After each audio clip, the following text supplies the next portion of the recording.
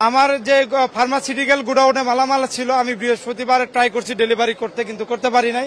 ভাবছি রোববারে করব। প্রায় আমার $৭৫,০০০ ফার্মাসিউটিক্যাল মালামাল ছিল পুরো ফার্মা গোডাউনে। এখন তো পুরো কেমিক্যাল গোডাউন, যেটা ফার্মাসিউটিক্যাল গোডাউন বলে, পুরোটাই পুরো শেষ। শুধু আমার নয়, বাংলাদেশের যত ফার্মাসিউটিক্যাল ইন্ডাস্ট্রি আছে, ফার্মাসিউটিক্যাল ইন্ডাস্ট্রি এবং গার্মেন্টস ইন্ডাস্ট্রি এবং কমার্শিয়াল ইম্পোর্টার যারা ছিল, তাদের প্রচুর পরিমাণে মালামাল।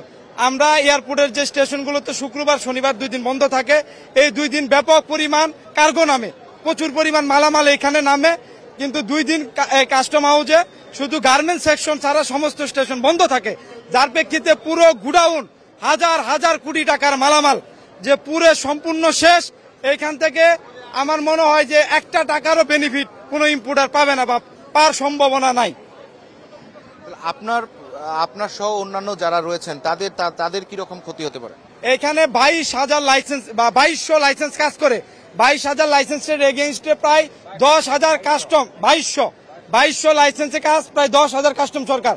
তো এখানে প্রায় আমার মনে হয় কয়েক হাজার কোটি টাকার মালামাল রয়েছে আমদানি, এবং 2 দিন শুক্র শনি বন্ধ থাকাতে প্রচুর পরিমাণ মালামাল এখানে অবস্থান আছে, এগুলা ডেলিভারি হয় নাই।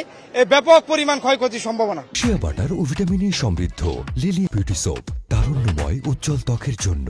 রিমার্ক শুধু আমার না রে ভাই, সারা বাংলাদেশেরই মানুষের মাল আছে এখানে কয়েক হাজার, এটা বলা যাবে না কি পরিমাণ বিলিয়ন বিলিয়ন ডলার মাল এখানে আছে।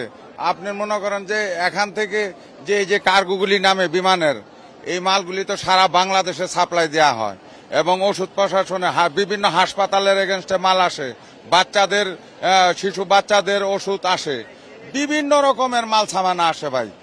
এটা ভাষায় আর প্রকাশ করা যাবে না, এটা একমাত্র আল্লাহ পাকি ভালো জানে যে কত হাজার কোটি টাকার সম্পদ যে নষ্ট হলো, এক উপর আল্লাহ ছাড়া আর কেউ বলা যাবে না সহজে ভাই। আমরা এই মুহূর্তে আমাদের ভাষা নেই, আমাদের কান্না ছাড়া আর কত মানুষের যে রাস্তায় পড়ে যাবে। আপনি যারা ব্যবসায়িক, হ্যাঁ যারা ব্যবসায়িক, তারা তো মনে করেন যে শয়ে হাজার হাজার কোটি টাকা ব্যবসা ইনভেস্ট করছে, এই লোকগুলির আজকে কি অবস্থা হবে। আল্লাহ তাদেরকে ধৈর্য ধারণ করার জন্য তৌফিক দান করুক আল্লাহ।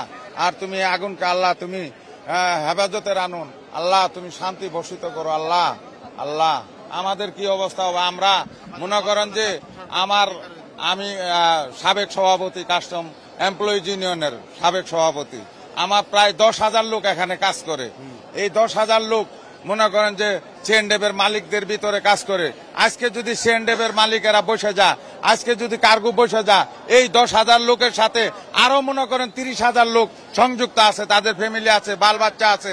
আজকে তারা কোথায় যাবে একমাত্র আল্লাহ ছাড়া কেউ বলা যাবে না।